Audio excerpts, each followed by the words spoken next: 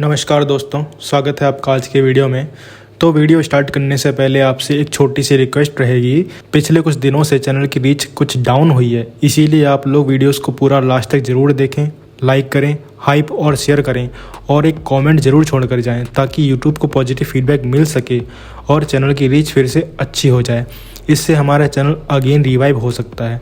अगर किसी particular topic पर वीडियो देखना चाहते हैं तो उसका सजेशन भी कमेंट में ज़रूर दें।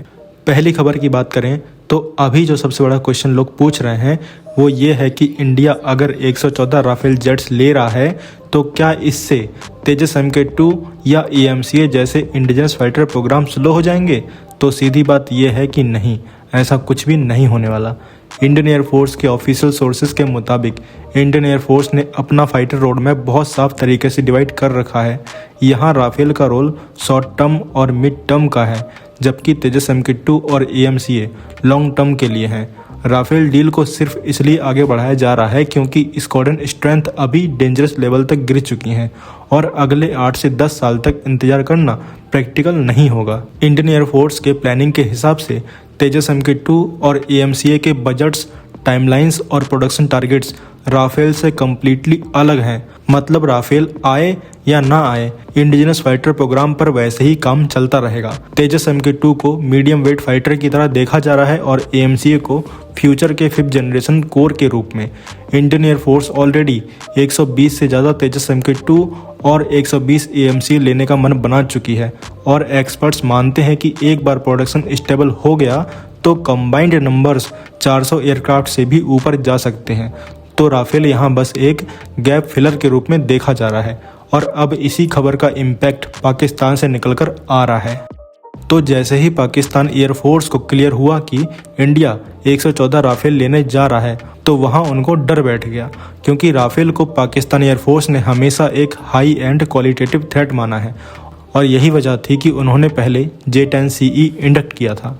अब सिचुएशन ये है कि पाकिस्तान को लग रहा है कि 36 राफेल तो मैनेज हो सकते थे, लेकिन 114 राफेल गेम चेंजर बन सकते हैं और इसी वजह से पाकिस्तान एयरफोर्स अब 2 पैरेलल ट्रैक्स पर चल रहा है। पहला ये कि वो अपने एग्जिस्टिंग J-10CE फ्लीट को अग्रेसिवली एक्सपेंड करना चाहता है। डिस्कशंस चल रही हैं 60 से 70 एडिशनल J-10CE लेने की ताकि बैलेंस मेंटेन किया जा सके और ओल्ड मिराज और F7 को रिप्लेस किया जा सके। दूसरे प्लान में पाकिस्तान की नज़र J-35 पर है, जिसे वो फ्यूचर EMCA के काउंटर के तौर पर देखता है।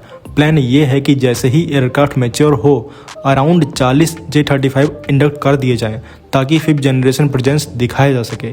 लेकिन यहाँ एक बड़ा फ़र्क है इंडिया और पाकिस्तान की अप्रोच में।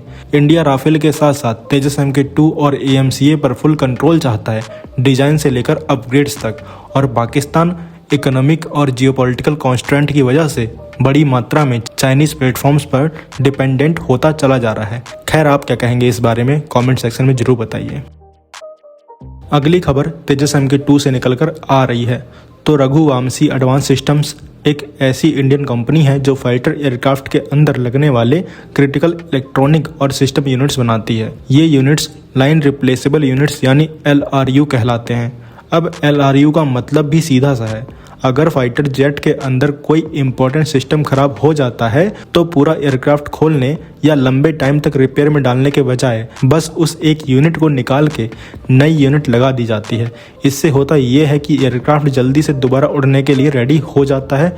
वॉर या टेंशंस के टाइम ये चीज़ बहुत बड़ी एडवांटेज होती है। अब यहीं पर रघुवंशी एडवांस सिस्टम्स का रोल आता है। ये कंपनी सिर्फ पार्ट्स असेंबल नहीं कर रही बल्कि प्रॉपर डिज़ाइन, टेस्टिंग और सर्टिफाइड सिस्टम्स बना रही है, एग्जैक्टली उस लेवल के जो मिलिट्री एयरक्राफ्ट डिमांड करती हैं। मतलब ये system extreme heat, vibration, pressure और लॉन्ग फ्लाइंग आवर्स सब झेल सकते हैं। सबसे इम्पोर्टेंट बात यह है कि रघुवंशी एडवांस सिस्टम डायरेक्टली तेजस MK2 जैसे फ्लैगशिप इंडिजिनस फाइटर प्रोग्राम का हिस्सा बन चुकी है। तेजस MK2 फ्यूचर का इंडिजिनस फाइटर जेट है जो ज़्यादा powerful engine, advance radar, modern avionics और हैवी वेपन के साथ आने वाला है। तेजस MK2 के लिए जो एक important LRU Raghuvanshi advance system develop कर रही है वो डायरेक्टली एयरक्राफ्ट के मिशन परफॉर्मेंस और अवेलेबिलिटी से लिंक्ड होगी। मतलब अगर ये सिस्टम रिलायबल रहा तो एयरक्राफ्ट ज़्यादा सॉर्टीज़ करेगा, कम मेंटेनेंस लगेगी और ऑपरेशनल कॉस्ट भी कम आएगी। तो पहले हम बाहर से सिस्टम्स लेते थे और यहाँ बस जोड़ देते थे। अब रघुवंशी जैसे private Indian companies core systems बना रही हैं जो एयरक्राफ्ट का दिमाग और नर्वस सिस्टम्स होते हैं, जो कि एक बहुत बड़ी ग्रोथ है देश के लिए। अगली खबर की बात करें तो अब राफेल डील की पिक्चर धीरे धीरे और क्लियर होती दिख रही है। प्लान के मुताबिक इंडिया को मिलने वाले 114 राफेल जेट्स में से शुरुआत के करीब 18 एयरक्राफ्ट सीधा फ्रांस से फ्लाई अवे कंडीशन में डिलीवर होंगे, जैसा कि आप जानते ही हैं। इसका सिंपल मतलब यह है कि इंडियन एयरफोर्स को यहाँ तुरंत स्क्वाड्रन रिलीफ मिलेगा बिना प्रोडक्शन लाइन का वेट किए। बाकी के 96 राफेल एयरक्राफ्ट इंडिया में ही बनेंगे, डैसॉल्ट एविएशन की डायरेक्ट सुपरविजन और पार्टनरशिप के साथ।